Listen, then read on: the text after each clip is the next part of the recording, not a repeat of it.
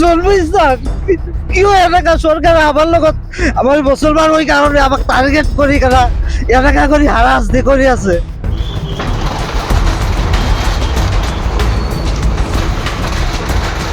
সেইটো আমাৰ হিমন্ত বিশ্ব শৰ্মা আমাৰ চিয়ামৰ লগত অনুৰোধ এটা, আমাৰ যেনেকাই হওক আমাক ইয়াতে ভৰসা দিব লাগিব।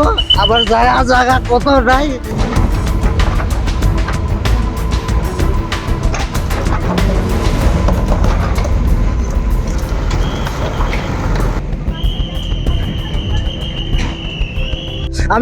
আমি কমাই নৰো যে আমি চৰৰ পৰা আহি কেনে ইয়াতে আমি অৱস্থান কৰি ইয়াতে বসবাস কৰি আছো। আমি এতিয়া কমাই নৰো। আমাৰ আটা এতিয়া দেউতাৰ 70 বছৰ হৈ গেল, আমাৰ মৰিব লগা হ'ল।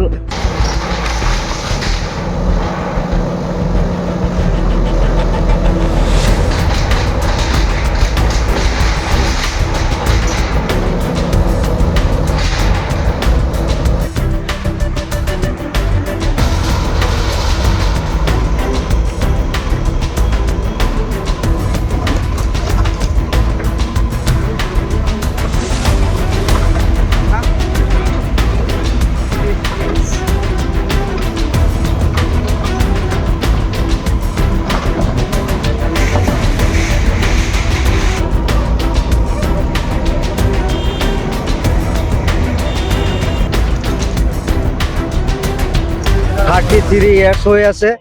আমি ইয়াতে আমাৰ আতাহন আমাৰ দেউতাহন ইয়াতেই জন্ম, আমাৰ আতাহনো ইয়াতে জন্ম। আমি পূৰ্ব কালৰ পৰা ইয়াতে আছো। আমাৰ ডুবাপাৰা আৰু ডুবাপাৰা লুপ্তচৰ একে সময়ৰ গাঁও। আমি ইয়াতে হয়তো আমাৰ আতাহন অলপ দুখীয়া আছিল, সেইকাৰণে হয়তো মাটি খান্দি পাট্টা কৰিব পৰা নাই। আমাৰ ওচৰৰ মাটিখন পাট্টা কৰিছে, তাৰ ওচৰৰ মাটি পাট্টা কৰিছে, এইটো সৌ চাইডৰ মাটিও পাট্টা কৰিছে। তেতিয়া আমাৰ আতাহনৰ চলা নাই, ইমান কিবা পইচা পাতি নাছিল কাৰণে কৰিব পৰা নাই। তথাপিও আমাৰ এইটো ৰিবুনু খাজ আমি খাজনা দিয়ে আছো চৰকাৰক। কেইটা বছৰ ধৰি আমাৰ খাজনা বন্ধ কৰিছে, লোৱা নাই। এইটো কাৰণে আমাৰ এটা হয়তো আমি ৰিবুনু মানুহ এটা বাছি বাছি আমাৰ উচ্ছেদ কৰা হৈ আছে। কিন্তু সেইটো কিয় ইয়াতে কৰি আছে? আমাৰতো ইয়াতে জন্মিস্থান। কিয় এনেকা চৰকাৰে আমাৰ লগত আমাৰ মুছলমান হৈ কাৰণে আমাক টাৰ্গেট কৰি কেনে এনেকা কৰি হাৰাশাস্তি কৰি আছে? সেইটো আমাৰ হিমন্ত বিশ্ব শৰ্মা আমাৰ চিয়ামৰ লগত অনুৰোধ এটা, আমাৰ যেনেকাই হওক আমাক ইয়াতে ভৰসা দিব লাগিব। আমাৰ জাগা কত নাই। আমি ইয়াৰে মানুহ, আমি কোনো নদী ভাঙা আহিব মানুহ নাই যে আমি নদী ভাঙা মানুহ ইয়াতে আহি বসবাস কৰি আছো, সেনেকাও নহয়। আমি ইয়াতে আমাৰ দাদা যুগৰ পৰা আমাৰ দাদাখন ইয়াতে মৃত্যু কৰিছে। আমি কমাই নৰো যে আমি চৰৰ পৰা আহি কেনে ইয়াতে আমি অৱস্থান কৰি ইয়াতে বসবাস কৰি আছো। আমি এতিয়া কমাই নৰো। আমাৰ আটা এতিয়া দেউতাৰ 70 বছৰ হৈ গেল, আমাৰ মৰিব লগা হ'ল।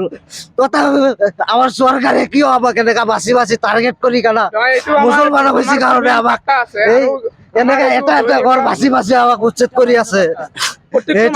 এইটো বেয়া কথা। এতিয়া চৰকাৰে আমাক আচলতে নিৰহ মানুহ কাৰণে আমাক চাই এইটো আমাক ভাগি আছে নিৰহ মানুহ কাৰণে। আমি মানুহ নহয় নেকি?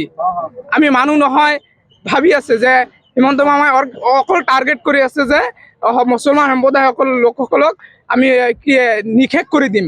ইমান অৰাজকতা নহয়তো, হিটলাৰৰ ৰাজত্ব নচলিব। গণতন্ত্ৰ অধিকাৰ আছে আমাৰ, প্ৰত্যেকটো অধিকাৰ আমাৰ আটা পিতাৰ অধিকাৰ আছে। ভাৰত স্বাধীন কৰিছে আমাৰ আটা পিতাই। এইটো হিমন্ত মামাৰ কি নহয়তো, পৈতৃক সম্পত্তি নহয়। যেনেকে ক'ব সেনেকে ভাঙিব। এইটো নহয়। আমাৰ 61-ৰ পৰা বাৰ্তা দিয়া হৈছে। এতিয়া কি লাগে আপোনাৰ? আমাৰ উচিত সংস্থাপন লাগে আৰু যাতে মামাই আমাক কাগজ পাতি যায়, আমি যাতে উচিত ন্যায় বিচাৰ পাওঁ।